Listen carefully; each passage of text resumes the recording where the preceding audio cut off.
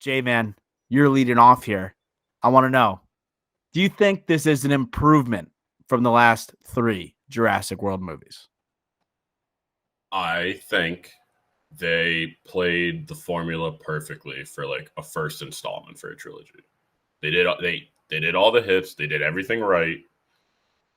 I it's still no spoilers, so I don't know how a second one will look, who will be in the second one, but overall, just like movie entertainment wise, they nailed it in my opinion. Okay. They nailed it in your opinion. Ricky Flicks, did they nail it in your eyes? Man, that's for someone that's a huge Jurassic World fan, such as J Man, I love to hear that because that means they're doing the fans justice, right? The true blue fans justice. And that's what matters, right? For this huge franchise, 7 movies in, love to hear that. For someone who has seen almost all the movies, um, I was sold a different bill of goods, and I had my expectations a little altered. You get a Gareth Edwards, you have the name Rebirth, you have Marshala Ali, you have Scarlett Johansson, a hot Jonathan Bailey coming up the seam here, a Rupert Grint. You have an all-star cast with an up-and-coming director. I think we're going to get a rebirth of this franchise. And I think you used it in your soliloquy there, J-Man. This was formulaic. This was the same thing. This was no different. And that's fine, because now we know Jurassic World will always be this. This was the confirmation. It doesn't matter who's a part of these movies, whether it's behind the scenes, the return of David Koepp, these movies will always be the same. And man, now I'm getting my juices flowing here. I didn't want to come with violence, but I'm coming with violence. This is now officially in the Fast and Furious mode. I think so. In the Fast and Furious mode. And I'm like, I see the reaction from J-Man. And I know Doc is lesser in the Fast and Furious mode than me, but I don't know. I thought this was like their last stand here, and now they didn't do anything different. It's like, okay, now we know what we're gonna get. It's good. They're gonna make a bunch of money, but they're not gonna do anything for me. They're not. It's just repeating the same. They keep raking in dough like Fast and Furious. At least Fast and Furious, they're leaning more and more to the absurdity. Here, it's like, I think they went a little bit absurd, but it's just less caring about the script with each movie that they have. And they know their bread and butter, Jurassic World, Jurassic Park. It's the dinosaurs. And it almost seems like this was the last gasp at maybe we can recapture what we had in 93. Like you talked about, Ricky Flex, we got Gareth Edwards. Is it his time? He's always a great visual director. The script never seems to come together. It doesn't really come together here, in my opinion. But it also, David Koepp did the first Jurassic World, did the second Jurassic World. And then you have a multiple-time Oscar winner, third build in this movie with Mahershala Ali. You have ScarJo here. There's not much you can ask more for in terms of pieces for the movie, But to me, it does, I guess, deliver on what it needs to. That's what I'll say about this movie. It delivers on the dinosaurs, but I would say is pretty subpar in pretty much every other aspect of the movie. And I gotta say, those dinosaur scenes, they kicked ass, dude. They kicked ass. Like, whether it is them at sea, whether it's the final fight with the xenomorph dinosaur that they hijacked from Alien, whether it's like the beautiful, Brachiosaurus that is with the beautiful Jurassic Park theme. It's all the stuff with the dinosaurs I think is good. CGI looked good for the most part. I would say that Brachiosaurus scene a little sketchy. I will say that. But the acting, I think, is honestly not that great in this movie. I think the script is god-awful. But this is what I agree with Ricky. They are Fast and Furious now. This is the last, last breath, last gasp that they had to, say, we could be taken seriously. I don't think that's just not who they are. Like, it's J-Man, you got to tell us, are you in agreement, or are we overreacting All here? Right. The script is bad. It is bad. Like, the dialogue, the other family that's not, we haven't even mentioned any of them. They didn't need to be in the movie. Not at all. Because it's just, from the first one, the first one hit so well with, Heyman's, grandkids and, adding that, horror type element of, you have to, protect the kids. They don't need to do that for almost the 4th, 5th time now. It's just pointless. It's their shtick, though. It is. But like Doc was saying, like the dinosaur's hit is a titanosaur, not a brachiosaurus. Buddy. Okay. Took Nerd. biology of dinosaurs in college. Just saying. That's why you're the expert here. This is But why you're the Yeah. expert. No, but you guys are right. It is lacking. It clearly is a cash grab for both like the top billed actors. Like they knew what they were getting into. They have their name attached to like it's going to be millions of dollars. They're gonna make their cash. They're gonna have fun doing it. Film near the equator. I don't know where they actually filmed, but that's pretty cool. It was on set. Like there was not. It's not like a huge green screen. It's not like we're just in LA when we're shooting like that beautiful like the jungle scenes. Like they went on location to like shoot those scenes.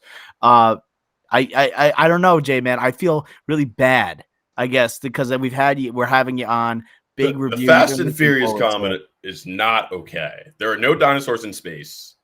They're not doing that yet. Not yet. Not yet. But Fast and Furious doesn't have like that one iconic. I guess Fast Five's a great movie, but it's nothing's Jurassic Park, which changes the sci-fi game. You know, it feels like maybe we were kind of chasing that, but this one just said, nope, this is what you are. And I did want to talk about something you tweeted, Jay, man, and you were talking about how figured out the documents. These are small. These are minor spoilers, but just like the marketability and what's it called? The the Snickers popping up. The Altoids that are popping up. The family that feels like how a script it'll be like the studio saying we need to include this. How are we going to do it? Let's just throw them in there. That was the family in this movie where it's like we got to have some type of kid incorporation here. And I was pretty not even lukewarm. I hated when they first appeared about 40 minutes into the movie. Some of the performances, the Xavier character, the boyfriend kind of grew on me throughout. The daughter who is a mute and then starts to speak seems like was like what they did in Godzilla vs. Kong, but only can communicate with like the dinosaurs. She was okay in this movie, but the dad was just such a fucking idiot. Like the entire movie, it's just like it felt like this is you have Mahershala Ali, you have Scarlett Johansson, you have Jonathan Bailey and Rupert Friend, like world-class actors, and we are going and splitting time with this family that feel like they are forced into this movie. The ScarJo crew did not even acknowledge their existence when they were on the island. Like you didn't. I wasn't thinking in the back of my mind, oh yeah, they're going to naturally meet up with the other crew, and we're supposed to believe the ScarJo character is like all of a sudden has a moral conscience after being some type of like mystery mercenary going all over the world on these different missions and expeditions. Just to me, they were such a weird, I guess, addition to the movie and felt so forced, Ricky Flex. Yeah, like at the end when they all eventually do meet up again and ScarJo and Mahershala Ali remembers their names and last names, I'm like, they never actually had a formal introduction on screen. How would you remember them? Like, how would you? And I totally agree. They tried to. I think the key with this movie, these movies are you got like similar to Fast and Furious. Like it's all about family, beats. Right? Yeah, you always follow the beats, so you always have to have the kids, right? But the problem with these movies, ever since the first one, really, is you're never invested in these kids and a lot of the character arcs in these characters, right? Maybe the Chris Pratt Jurassic World one, like that was probably the last time I was invested in actually these characters or like the kid involvement, but I still hated it in that movie. In this one, I do agree with you, Doc. They kind of did grow on me a bit, but I still didn't love them because they just felt misplaced and forced. And you can't have forced characters be half your movie, right? And another problem with the movie, and again, talking about the character development, is like ScarJo is like dealing with like kind of there's a kind of exposition throwaway lines between her and Mahershala Ali saying like, oh, I lost on my last trip in Yemen, I lost my partner. And then also her mom died in a cardiac or a heart failure. And then Mahershala Ali's kid died. And it's like they're trying these expositionary dialogue bits for 1 second. And then from that one piece of dialogue, you're supposed to say, oh, that's why they saved the kids. Oh, that's why they can remember their names. It's like, no, you cannot do that. You have to have us invested in them more than just have one piece of dialogue. That's for me where, again, like this really grinds my gears because I thought I was going to get something better. Because like you said, Doc, off the top, this had all the pieces. It had the actors. You seemingly had the script. Screenwriter. You had the director. Like you have the franchise with a built-in audience. Like you seem to have all these things there for the taking, and it just was the same, and it was so frustrating to me. The characters were less than half baked. They were microwaved, I think, with their backstories. I think it didn't lead to us really caring about a single thing that they did. I think that the dad was so dumb. I thought that was one of the dumbest dads, I think, in the history of like blockbuster Oh, movies. what are the chances that we go in dinosaur infected waters is 1 in 50,000? It's just like, buddy, holy crap. And Are you kidding? You're supposed to sell me on that? The audience is not that dumb. yeah, especially when he's saying all those boats that flowed through next to the dinosaur infested waters. But I went to homework again on one of your tweets, J Man, and I know I'll let you. I'll go to the product placement thing in a sec, but also like things that I felt like the studio like kind of like put into the movie. Like, oh, we need to have this family somehow incorporated. F it, let's just throw them in here and have them, sailing together before the daughter goes to college. Also the classic. Now it seems like a staple of franchise movies to have some type of cute little creature that provides some, I guess, punch, or at least like some like cheap, punch, that will kind of like, I guess, help parts of the movie that they know are going to be lackluster. Like Dolores, I thought was adorable, very cute dinosaur, and I was happy to have Dolores on the screen. But then I'm watching, I'm like, why is Dolores here? Well, you have a family of 4 that no one's really like that invested in, that showed up 40 minutes into the movie. Then you have like Oscar winners in this other group that really like, why aren't we spending time with them? Then you're kind of distracted by this cute little dinosaur, I love the connection with her, the dinosaur, and the youngest daughter. That was very cute. I want to know your thoughts on Dolores, and do you think that character worked? And do you hope to see more of Dolores now that she's heading towards the mainland? In this by the end. I have a take on the family as a whole. I'm convinced that like they were written in for like the notes and everything. I think they were there for product placement and an excuse to like actually show the old school dinosaurs of what people expected. Because there's no reason for the T-Rex to be in the movie at all. It's a good call. They're not hunting it. But like it's what people expect when you like think Jurassic Park. It's like, oh, there's got to be a T-Rex. And the same thing with Dolores. That's blue. They're just gonna sell a shitload of toys. They're gonna buy like stuffed animals. That's all why it was there. And you can't write this cute little dinosaur in with like ScarJo is gonna drop kick that thing. She's not gonna pick it up and like put it in her backpack. Jonathan Bailey's character might pick it up. Oh, fair. But I do agree with you. I didn't love that half the movie was devoted to them, but some of the best dinosaur scenes were with the family. Whether you go the T-Rex scene, which is always the scene stealing moment of a Jurassic Park movie, but also the comedic relief of the Xavier character when he started to grow on me is when he goes to take that piss. And like behind him, it's like the velociraptors that are like creeping next to him. And then here comes the pterodactyl that like swoops behind. And then like the pterodactyl swoops and takes the velociraptor, flies away. And then all of a sudden, like Xavier starts pissing himself again. That was like great to me. I think those are like, once again, no matter what the situation was, I thought the dinosaur scenes hit despite like that lackluster, side plot of the movie, Ricky Flex. Yeah, I think the T-Rex scene was probably the sexiest scene. Like the T-Rex, that looked like the best dinosaur. Looking hot. They really put the CGI money in that. I really thought the T-Rex looked sleek. Also treated like an animal when it was like sleeping, right? And it was waking up and it was like, oh, I gotta go hunting. Like that was pretty cool. I really loved the chase scene in the water with the multiple dinosaurs through the water, and then the horror-esque element of taking out one of the crew members on land. That I thought was the second best scene because it kind of had like, again, the chase scene and the water, which is kind of relatively new in Jurassic World universe. And then also it actually killed somebody. Now that kind of gets to a problem here in this movie without getting too much into spoilers. I thought we could have more deaths. No stakes.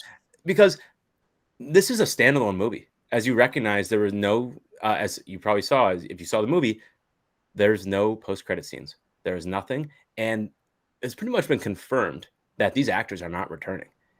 And just doing a little digging, Mahershala Ali was supposed to die in this movie. He was supposed to die in this movie, which tells me if there's not a sequel, right? And this is a standalone film, and he was supposed to die. Why doesn't he die? And that just shows me, like, did they think they had something going for us here, where like we were supposed to like that character a lot more or something? Like, and if he died, then like we would have hated the movie. Like, I don't know, but that just kind of shows me like where yes, you have some of these great scenes, and they kill off some of these very, very minor characters, like the French speaking guy and a couple other people that barely speak in the movie. But it's like there's no stakes still. Yeah, all these people you knew were going to be living at the end. And then one guy, Marshall Ali, who he thought was going to die, was like, oh, I guess he's not dying. I will say that I think we should go into spoilers right now. I think we should talk about this. But that was, like I said before, the few things I like. I love the dinosaur scenes. I like a lot of the homages that they pay to the original Jurassic Park. We'll get to those in a second. But I think the huge thing about these movies now is that not only like are there no stakes, but like you know who's gonna live and who's gonna die from the first time you meet a character. You know, the one time they could have surprised me is if Mahershala Ali died at the end of this movie. That's where it's like, first off, I'm not too emotionally invested just because you show me a picture of his kid who like died at a young age, and because he said in one line, a throwaway line to ScarJo, that he divorced his wife and that he has to protect his kids.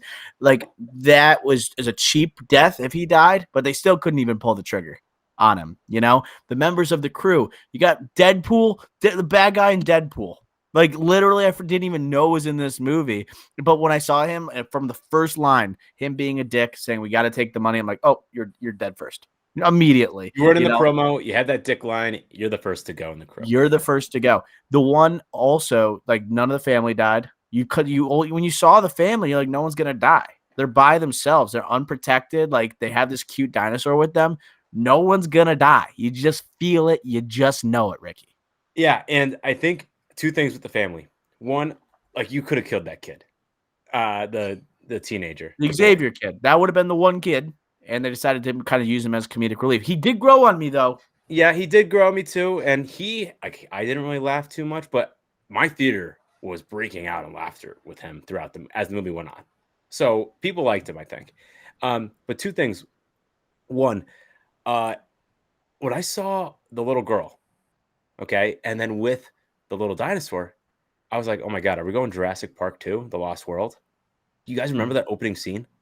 When like so like in the Jurassic Park, The Lost World, the second one, 97, the little girl in the beginning scene of the movie is the little baby velociraptors attacking her. And they don't show it, right? Oh, you knew they weren't going to do that. This thing looked like it was like a cousin of Grogu. Right. So then, but that was my first thought where I'm like, well, they won't kill this girl. But what did I think?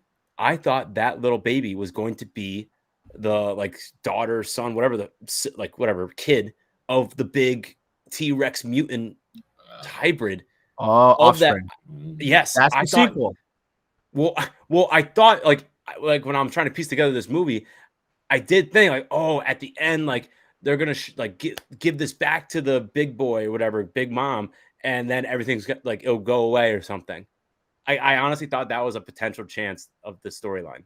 I look like a Triceratops-esque, Dolores. Yeah, I have to confide in my Jurassic World correspondent and also a guy who takes dinosaur classes in college. Was that a Triceratops like Dolores that we were looking at? It looked more. It was a theropod. So yeah. This is but what I mean. These things look so weird. But that's another thing. Sorry, now I'm bouncing around. Like these mutated dinosaurs throughout the movie, besides the second one that they take the sample of, they're pretty ugly. The T-Rex looked great. They're mutated. Right. But like the T-Rex look great. The natural ones look great. And I think that was a point of this movie. And also some of the better scenes were with the regular dinosaurs. Yes. Like that xenomorph T-Rex thing mutated that was teased at the beginning of the movie that shows up at the end. I would say like I was kind of more into what Gareth Edwards was doing in terms of like the smoke, the red like danger, him emerging from it, and then him swallowing the car, eating the car. Then you have like the satisfying death of the villain, right? The Rupert Friend character.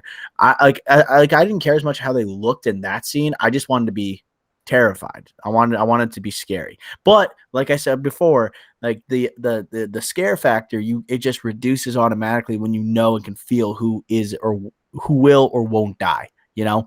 But I also wanted to kind of bring up with you guys the homages. I think like the use of the John Williams score, pretty good in this movie. I think it took time to appreciate dinosaurs, nature, beauty, the touching of the dinosaur by Jonathan Bailey character, really good. I think I like how it also is like paying homage to like the original Jurassic Park. It's not like to the Lost World because like, dude, I haven't watched a bunch of these movies in a long time. You know, I haven't seen Jurassic Park 3 ever. You know, I just like I'm not invested in that. Ever. So I like it, but it's like also you do the like the kitchen scene where it's like the kid that's hiding, just like you have here with the gas station, the kid hiding. I think well done. It's once again, this is also where he figured out it's like this is like imitation. It's what it is, you know, and I'm accepting of that now that we just know what the franchise is. But yeah, I thought that worked. Any other like I guess homages that you pointed out or that you enjoyed, J-Man? I will say before the only like mutated dinosaurs were like the two at the end. Like the ones that were tracking down are like real dinosaurs. They're just ugly because they're massive. Mm-hmm. Like the third one, the flying one. It's like a Quetzal for short. Those are real. Oh, that third one looked. They look disgusting. Yeah, they were real. They're extinct. Real? Are you sure? Dude, yes. I also didn't know Jurassic World. I didn't like the end of Dominion. I stopped Dominion after the first 30 minutes. Like I can't do it. But like that was a couple years ago when it came out, when it first popped on Peacock. But before you go on, that's the one Jurassic World I've never seen, Dominion. Oh my gosh. But this is consequential because I didn't know like you could have dinosaurs that are just roaming around, like the quote unquote safer dinosaurs. I was shocked when I just saw like what animal was that? I when in doubt, I just say Brachiosaurus. What was that animal that was in New York City that was just like hanging Bronto Billy? Who was it? His name is Bronto Billy. He's from the zoo. But is he also named him? But he's a Brontosaurus. Was he in Dominion, like that specific dinosaur? Oh, I have no idea about that. But at the end of Dominion, there's free roaming dinosaurs, correct? The end of Dominion is one of the craziest, like just wide shot scenes. It just like jumps from different locales of like, oh, here are like dolphins diving in the ocean, and like right behind there's a Spinosaur like swimming along with them because you see its fin. Wow. And then it's like there's like horses riding and like other like fast like dinosaurs like just running with them, and they're like, oh, we all live in unison now. It's like, but in this movie, they all have to live near the equator. No, the dangerous ones. Slowly, all dinosaurs were like they were dying off because of like climate or oxygen level stuff, and I guess the equator has heavy oxygen levels. Vegetation too. They got to be able to eat the right stuff. But I didn't know that, and I for some reason when they said Rebirth, I'm like, oh, it's just like a reboot. You know, I didn't realize we were kind of taken off from the last Jurassic World Chris Pratt verse like movie. I didn't realize that until I saw him. Like, oh, this must have been established before. And now I feel like I might be missing out. Honestly, it didn't really impact my viewing at all. They just literally spout out everything at us anyway. So that's what these movies do. It didn't matter. I even the way it was marketed, I full blown thought it was a reboot as well. Like, I'm not even treating it like it's part of like, I know it says Jurassic World, but I'm not like Jurassic World into Dominion. Like that's its own trilogy. I'm still looking at this like it's its own like standalone right now. Okay. Yeah. I think that's fair. I think it did I don't want to say a good job, but it stands on its own. That's what I'll say. Other strengths and flaws and final notes before we hit scores here. J-Man, anything you wanted to add? I want to know in the beginning when like they're running away from the Mosasaur on the boat, the dad like grabs his daughter. Does he break his leg? Because they show his leg and they make a weird noise, and then for 2 straight days, he's like has a small limp. There's no way adrenaline runs that long. Yeah. It was his ankle. It seemed like he broke his ankle from that, like, from that. Fall. I get, like, in the moment, like, rushing out, like, swimming to shore and stuff, like, you're good. But, like, after you fall asleep for a couple hours, there's no way you're waking up and, like, you can scale a mountain. They scaled a mountain. Yeah. Okay. I don't get it. They did I don't scale get it. it. This is my deathbed or whatever joke that they. Yeah. Xavier sucks. I don't care what you guys say. He sucked. This whole movie sucked. He got better. He got better. I didn't like how the dad kept saying, like, I guess you're a good guy. I guess you're a did good it way guy. too early. He stayed up one night. The dad was the worst. Dad was irresponsible parent, but also dumb, repetitive with Xavier, puts his kids in dangerous situations left and right. He was the worst character. I did not, and also it's distracting us from getting to like the actors we want to see. I also want to say about another character, the villain. I thought Rupert Friend was pretty good, but I kind of was on his side. I think they needed a more obvious, like, I could have saved you, like closer him, like reach out but then take it back or something. Like really could have saved the girl. I needed something more obvious because I was thinking, like, end of the day, like her life over heart failure of so many. I'm like, I kind of am with him. And then throughout the movie, he becomes more and more of an a-hole. I'm like, yeah, this guy's a dick. But like, I was like, man, like that one big scene. And then Scarlett was like, oh, I better, without her even seeing, she just like assumed like, oh, how did she fall from the ship? I'm just like, how do you even know how to ask that? You don't know. You weren't there. And he could have been a little more evil. Could have been a little more. I think evil. He could have been a lot more evil at the start. I thought they did a good job being like, oh, I'm an intellectual human. Like, I'm going to survive. I think that's a good line to say, like, oh, this guy's a jackass. But, like, I don't know. Like, I think for a villain, you got to be more villainous in action besides at the end. Did you guys think that the blood that they extracted after they had the 3 and they had it in the suitcase, when ScarJo handed it over, did you think it was, like, in her bag and then really the suitcase was empty when he handcuffed it to himself? No, because they need it in the thing for the temperature and whatnot. There was like cryo chamber stuff going on there. I assume no, but that's a pretty good thought just in case. Like this movie, who knows? Because like I said off the top, they have gone fast and furious. Like I would, if they did that, I would have been like, yeah, I guess so. I could see. I want to know what your thoughts on before the scores, like what a sequel would look like. It could we be looking at a thing where it's only like 1 or 2 characters come back rather than all 3 in the same crew that come back? If they're not completing like this type of like life or death type of mission, maybe it doesn't have the type of skills they don't need the type of skills that ScarJo and Mahershala Ali. Could it be someone just using the logic of a Jonathan Bailey character? Then he comes back and has to work with another group of people. Like, what does a sequel look like? Can you imagine this movie? It did make $320 million worldwide. I feel like it's better. It's I wouldn't say, like, I know it's not confirmed that these people are coming back, but money talks. And if the first one did this much, can the second one replicate? I feel like all 3 would come back. But what do you think a sequel looks like, J-Man? I feel like the only sequel they can do is they have to go like back in time. I like that. It's ran its course, like with the whole like not spoilers, but like I know we're doing like movie rankings. Fallen Kingdom I despise because they had like the whole like Dino Lives Matter like aspect like going on, which makes no sense to me. But like we're too far, like we're way too far into this course. Like movie wise, I think it's like 25 years humans and dinosaurs have been living together. Like they just need to do a full reboot or they need to go back. Like they can't, I don't see them making a movie of like, 5 years after like Task Force, whatever, like came up with a cure for cancer. It's like, now it has like genetically modified humans and they can fucking fly or like what, I have no idea. Like they're going to become dinosaurs. Mutations. Like, like that's all I can think of. They've taken it so far, something. Right? And I think I keep bringing up Fast and Furious, but I'm going to do it one more time here. Like Fast and Furious, now they're at the jump the shark mode where they've gone to space and now it's like absurd and ridiculous. They're trying to figure some stuff out on their side to kind of end this franchise, right? Jurassic World's like, we're trying to reboot this again, but also kind of link with what has happened recently as in Dominion only 3 years ago. It's like they haven't really decided what they want to do, but they keep trying to advance it. But it's not like they can go to space.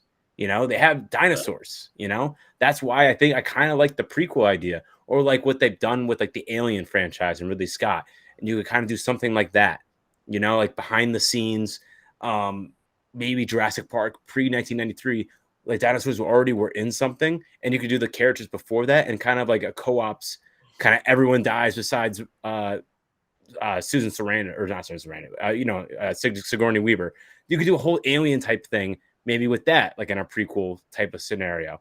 I don't know, but you can't just keep moving forward and just replicating it. Obviously, money talks, so they can. But I guess for me, like someone that will watch the movies, but not, I guess, be a core fan like you, J-Man. It's a lot of wash, rinse, repeat, and they do have to break patterns. That's what they got to do. Shout out the Bears season 4. They got to break patterns. This is where I was like joking when I said like all these movies, it's the huge corporation exploiting the animals, exploiting the dinosaurs. You get the scientist who cares about like animal rights and dinosaur rights. It's the same thing every single time. Just let them talk. Let the dinosaurs talk. Can we like if we're talking about hybrids, what if these people like get dinosaur blood in them? What happens? Just like let them talk. Or I think if it's already we've talked about it. This franchise has jumped the shark. You've talked about it, Ricky Flex. They jumped the shark. What can you do once you jump the shark? Time travel. Like let's go back in time. Like I think I just don't think there's much new in it. I would also say something. You just let, I guess, a couple of years go by before you make another movie. That's also what you could do. Just don't make a movie every 3 years when it's a quote unquote rebirth or a reboot. Like it's not. It doesn't feel like it. It just feels like, okay, here we go again. Like another Jurassic Park movie. Why don't you let things breathe for a little bit and then you come back and make another, $2 billion. J-Man. I'm all in on the time travel one. You send like ScarJo, Jonathan Bailey back to collect like a true blood sample from like the actual like Jurassic, Triassic period, whatever. Like just put them back there. Bring a squad. Squad gets like mauled, obviously, but then they come back. Better blood, because this is the way they're going. They're not going to go backwards.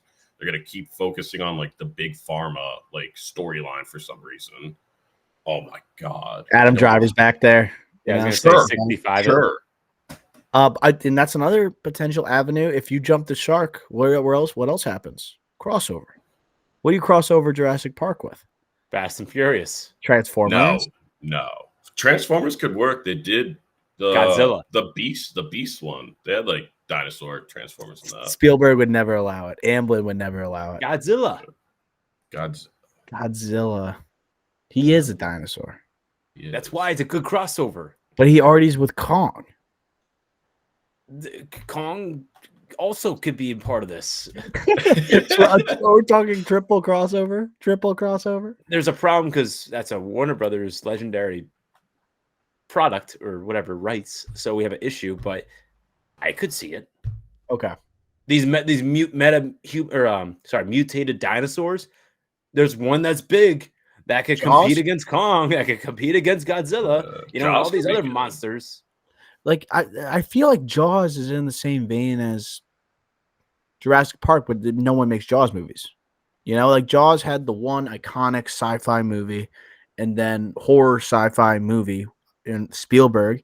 And then there's a bunch of sequels that could never match what the original was or even come close. Like it's very similar.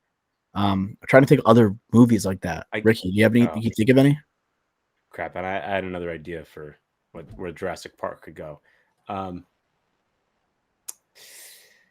I guess Alien did hit that. Like not jump the shark. I guess. Aliens was fucking awesome. I'm talking about like one that like okay, that's an iconic movie, and then they kept making sequels, and they just aren't even close. Predator. You said Planet of the Apes? Yeah. Oh, I guess the original. Yeah, like the OG one with Caesar and stuff. I mean, you want the dinosaurs to talk? Why don't you just do that? But the new trilogy was unbelievable. It was really good. Well, so my idea for Jurassic Park would be, like with Godzilla, Kong, they did a Mecha Godzilla. Do like robotic Jurassic World. Yeah, faux dinosaurs, and then they just battle it out. Good. Yeah. I mean, you could go the AI route, and like the dinosaurs just go around. Oh, I don't know. I don't know. Oh, you could do do Godzilla Kong route. You like do Alien. I like Alien v Dinosaurs. Is not bad. You could do like how Godzilla Kong they have the Under Earth, whatever it's called. You could do that in the Jurassic World where it's like under Earth dinosaurs still exist, and then you have the new dinosaurs against the old dinosaurs. Yes. What Well, if we I just feel put like ScarJo in a mech, like a dinosaur mech suit, and they just fight yeah, like I don't know. real steel for fun? I don't Real know. steel. They do have to spice it up, unless they're just they don't have to spice it up. I guess if they're cool, just this being a cash cow, and them just keep. But then they're like the movies where like it's like, oh, all the movies like, oh, these companies are just trying to make money. It's like, no, you are these companies you're making fun of. That's the mess. That's the kind of like the meta aspect of this movie. I don't know how aware they were of it, but let's get to scores. Ricky Flex, what do you give Jurassic World Rebirth? I'll give it a 54. J-Man, what do you give Jurassic World Rebirth? I said 67. Okay, 67, 59 from Dr. O. That does it for our review of Jurassic World Rebirth.